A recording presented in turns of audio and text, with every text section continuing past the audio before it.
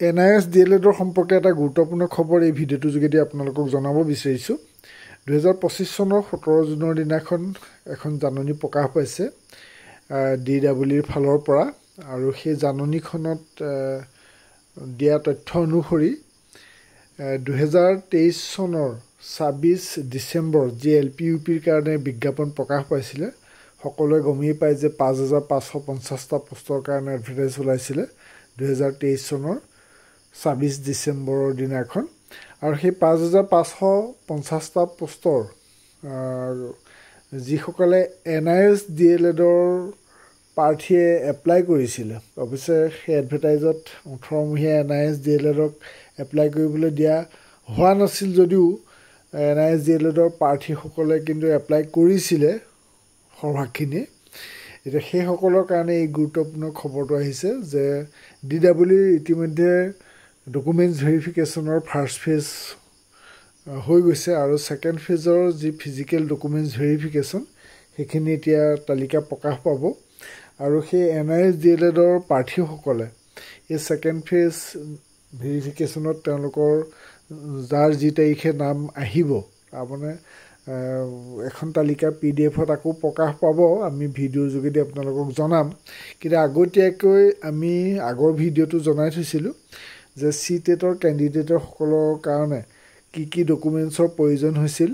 গতিকে 4500 আৰু 5550টা পোষ্টৰ যিসকলে NIS DLEDৰ প্ৰাৰ্থী আছিল সেই সকলৰ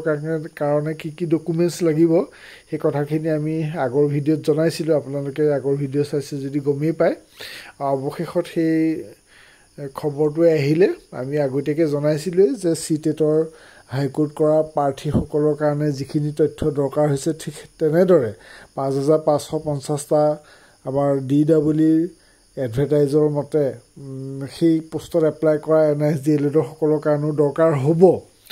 আৰু অৱশেষত 17 জুনৰ দিনাখন এই জাননীখন প্ৰকাশ পাইছে আৰু তাত জাননীত লিখা অনুসৰি তেওঁলোক NIS DLEDৰ প্ৰাৰ্থীসকল 2017 চনৰ 10 আগষ্ট বা তাৰ আগত সেই তাৰিখলৈকে আচলতে তেওঁলোকে যে ইন সাৰ্ভিস টিচাৰ আছিল 2017 চনৰ 10 আগষ্টলৈকে যে তেওঁলোক কোনো শিক্ষানুষ্ঠানত যে চাকৰি কৰি আছিল তাৰ প্ৰমাণ দিব লাগিব ডকুমেন্টছ ভেৰিফিকেশনত যেটো এটো সুপ্ৰিম কোৰ্টৰ অৰ্ডাৰ আৰু হাই কোৰ্টৰ অৰ্ডাৰ আছিল আৰু ইয়াৰ নটিফিকেশনখনত ইয়াতে উত্তৰাখণ্ডৰ যিটো কেছ যিটো কেছক লৈ পেলাই ৰায়দান হৈছিল সেই কথাখিনি ইয়াতে উল্লেখ আছে তে মূল কথা হল কি ডকুমেন্টছ লাগিব সেইখিনি আমাৰ মূল কথা আকৌ কৈছো যে এই ডকুমেন্টছখিনি আমি আগতীয়াকৈ গোটাবৰ কাৰণে আমাৰ আগৰ ভিডিঅ'ত বাৰে বাৰে আমি NIS DLEDৰ প্ৰাৰ্থীসকলক কৈ আছিলোঁ অৱশ্যে এটা কেইটামান বেছিকৈ ইয়াত বিচৰা দেখা গৈছে ইয়াত মই তন্নকৈ কৈ দিছোঁ এক নম্বৰ লাগিব এপইন্টমেন্ট লেটাৰ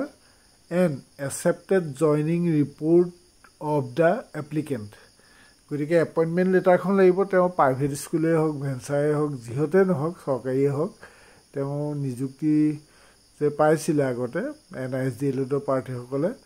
কোনখন স্কুলত এপইন্টমেন্ট পাইছিল সেই এপইন্টমেন্ট লেটাৰখন লাগিব আৰু accepted joining report মানে এপইন্টমেন্ট লেটাৰ পোৱাৰ পিছত কি হয় স্কুলখনত এটা জয়নিং ৰিপোৰ্ট তেওঁ গ্ৰহণ কৰিব লাগিব accepted joining report আৰু সেই জয়নিং ৰিপোৰ্টটো থাকিব লাগিব হেতে এক নম্বৰ বস্তুটো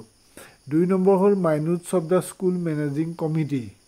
of the school in respect of appointment of the applicant concerned এতিয়া স্কুল মেনেজিং কমিটি বা বিদ্যালয় পৰিচালনা সমিতিৰ যে প্ৰস্তাৱ লাগিব যে সেই শিক্ষকজনক কোনো এটা পোষ্টত এপইন্টমেন্ট দিবৰ কাৰণে বিদ্যালয়খনৰ পৰিচালনা কমিটিয়ে যি সিদ্ধান্ত গ্ৰহণ কৰে বা প্ৰস্তাৱ গ্ৰহণ কৰে সেই প্ৰস্তাৱ লাগিব মানে প্ৰস্তাৱৰ কপিটো এটা আচলতে স্কুল মেনেজিং কমিটিৰ যি প্ৰসিডিং বহি থাকে তাতে থাকে প্ৰস্তাৱ আৰু তেনেকুৱা প্ৰস্তাৱ প্ৰধান শিক্ষকৰ যোগেদি সংগ্ৰহ কৰিব পাৰিব 3 নম্বৰ হৈছে photocopy of attendance register of the school during the service period of the applicant duly countersigned by the head of the institution. এতিয়া ফটোকপি লাগিব মানে জেৰক্স কপি কথা কৈছে এটেণ্ডেন্স ৰেজিষ্টাৰ এখনৰ ফটোকপি লাগিব এটেণ্ডেন্স ৰেজিষ্টাৰ মানে ধৰি লওক 17 চনৰ 10 আগষ্টলৈকে তেওঁ যে তাত কিবা কৰি আছিলে মানে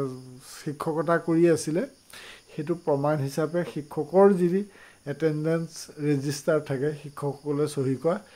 সেই কপিটো লাগিব তাৰ ফটোষ্টেট কপি আৰু সেই ফটোষ্টেট কপিটো সেই শিক্ষানুষ্ঠানৰ মুৰব্বীয়ে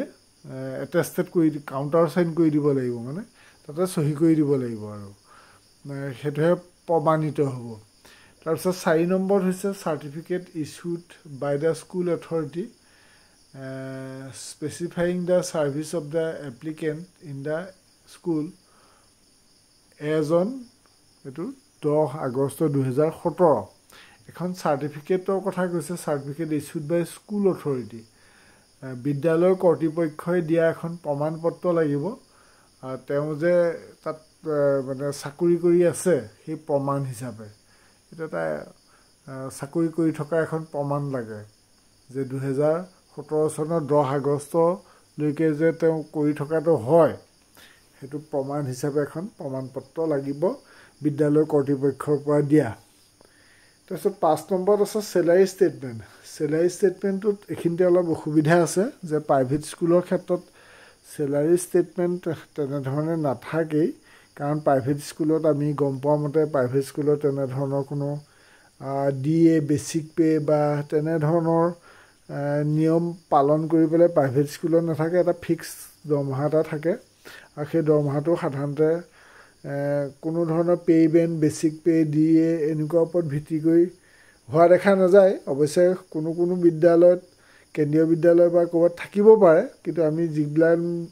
প্ৰায় দেখিছোঁ আৰু সৰহখিনি বিদ্যালয়ত তেনেধৰণৰ pay band basic pay DA থকা মানে ব্যৱস্থা নাই তথাপি যদি কোনোবাই তেনেধৰণে পাৰ কৰিছিলে তেতিয়াহ'লে সেই ষ্টেটমেণ্টটো লাগিব চেলাৰী ষ্টেটমেণ্ট আৰু যিসকলৰ নাই সেইসকলৰ ক্ষেত্ৰত অন্ততঃ প্ৰধান শিক্ষকৰ পৰা তেওঁ কি দৰমহা লৈছিলে সেই বিদ্যালয়খনত শিক্ষকতা কৰি তাৰ এটা প্ৰমাণ হিচাপে ষ্টেটমেণ্ট এটা লোৱাটো ভাল হ'ব 5 নম্বৰত গ'ল এইটো কথা 5 নম্বৰ পইণ্টটো আপোনালোকৰ নিজৰ সুবিধা মতে আপোনালোকে উলিয়াই ল'ব এইটো অৱশ্যে বহুখিনি শিক্ষকৰ কাৰণে অসুবিধাও আছে তথাপি ইয়াতে বিচাৰিছে কাৰণে আমি কৈ দিছোঁ কথাটো নালাগিব বুলি নহয় আপোনালোকে চেলাৰী লোৱাৰ এটা ষ্টেটমেণ্ট বস্তুটো তাত কি হিচাপত পইচাটো পাইছিলে তেতিয়া যেতিয়া চাকৰি কৰিছিলে সেই কথাটো উল্লেখ থকাকৈ আপোনালোকে প্ৰধান শিক্ষকৰ পৰা বা অধ্যক্ষৰ পৰা এটা প্ৰমাণপত্ৰ ল'ব আপোনালোকে বেচিক পে হিচাপে নল'লেও বা ফিক্স হিচাপেও যদি লৈছে যি হিচাপেই লৈছে মুঠতে প্ৰমাণ এটা দিব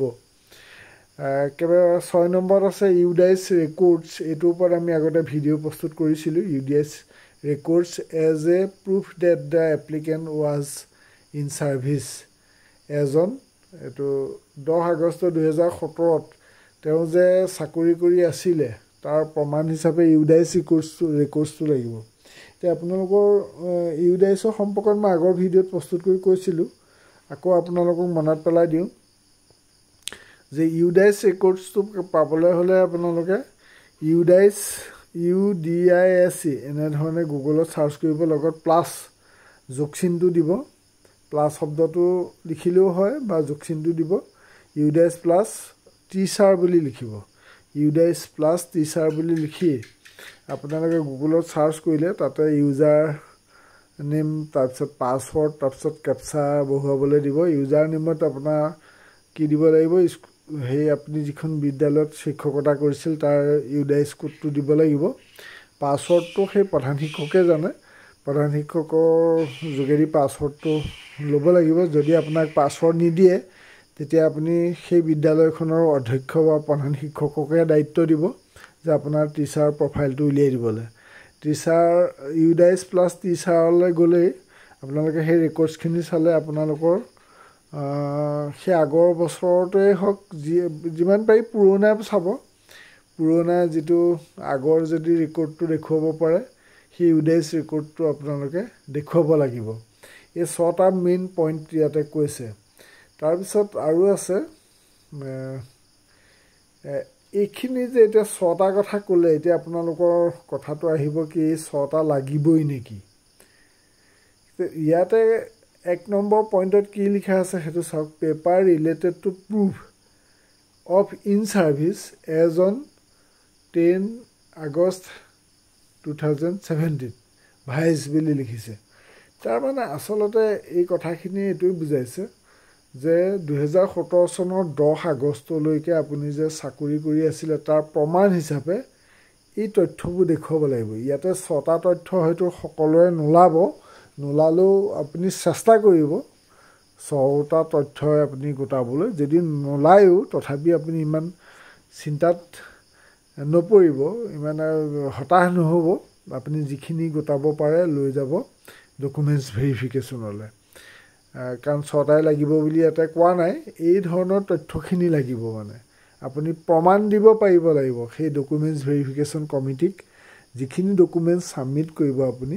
তাৰ দ্বাৰা প্ৰমাণিত হ'ব লাগিব যে 10 আগষ্ট 2017লৈকে আপুনি যে কোনো এখন বিদ্যালয়ত শিক্ষকতা কৰি থকাটো সত্য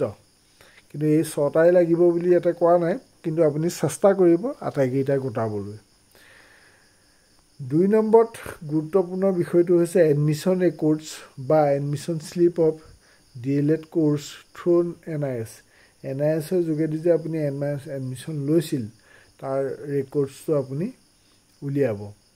3 নম্বৰত হৈছে 18 months DLED certificate and mark sheet through NIS of the applicant completed before 19 চনৰ 1 এপ্ৰিল 2019 চনৰ 1 এপ্ৰিলৰ আগতে আপুনি DLED পাছ কৰা হ'ব লাগিব আৰু সেই DLEDৰ চাৰ্টিফিকেট মাৰ্কশ্বিট আপোনাক লাগিব এই তিনিটাহে মেইন পইণ্ট দিছে মেইন পইণ্ট তিনিটা কিন্তু 1 নম্বৰ পইণ্টটোত 6টা সাব পইণ্ট আছে এই 6টা সাব পইণ্টৰ ভিতৰত 6টাই আপুনি গোটাবলৈ চেষ্টা কৰক কিন্তু যদিহে নোৱাৰিলে তেতিয়াও হতাশ নহ'ব পুনৰ কৈছোঁ আপুনি 6টাৰ ভিতৰত যিমানটা পাৰে গোটাব কিন্তু পইণ্টকেইটা চাব 1 নম্বৰ পইণ্টৰ সাব পইণ্ট আছে 6টা 2 নম্বৰত আছে আৰু 3ত আছে এই 1 2 3 এইকেইটাটো লাগিবই 1ৰ ভিতৰত আপুনি মানে ইয়াতে কি ক'লে এডমিশ্যন স্লিপটো লাগিব DLEDৰ মাৰ্কশ্বিট চাৰ্টিফিকেট লাগিব আৰু 1 নম্বৰ পইণ্টত কি ক'লে 2 নম্বৰত ক'লে এডমিশ্যন স্লিপ 3 নম্বৰত ক'লে DLEDৰ মাৰ্কশ্বিট চাৰ্টিফিকেট আৰু 1 নম্বৰত কি ক'লে যে আপুনি যে চাকৰি কৰি আছিলে তাৰ প্ৰমাণ দিব লাগিব সেইটো প্ৰমাণ যেহেতু সুপ্ৰিম কোৰ্টৰ অৰ্ডাৰ কিন্তু এতিয়া আপুনি হয়তো হাইৰাণ হ'ব যে আটাইকেইটা বস্তু আপুনি গোটাব পৰা নাই বিশেষকৈ চেলাৰী ষ্টেটমেণ্ট কিবা কিবি সেইখিনি আপুনি মই ক'লোঁ আপোনালোকক যে 6টা আপোনালোকে গোটাবলৈ চেষ্টা কৰক যদি নোৱাৰিছে যিমানখিনিলৈকে পাৰে গোটাওক আপোনাৰ তথ্য যিমানে গোটাব সিমানে আপোনাৰ ভাল হ'ব আৰু নোৱাৰিলেও হতাশ নহ'ব যিমান পাৰে গোটাব আপুনি ডকুমেণ্টছ ভেৰিফিকেশ্যনলৈ যাব লাগিব এইখিনি কথাকৈ সামৰিছোঁ আপোনাৰ মনত কি ক্ষুধনি আছে কমেণ্ট ছেকশ্যনত লিখিব আপুনি কি ভাবে সেইখিনি লিখিব পাৰিব এনেধৰণৰ আমি শেহতীয়া বা বাতৰি দি থাকিম চাই থাকিব ইউটিউবত কুমাৰ বসন্ত আছাম ধন্যবাদ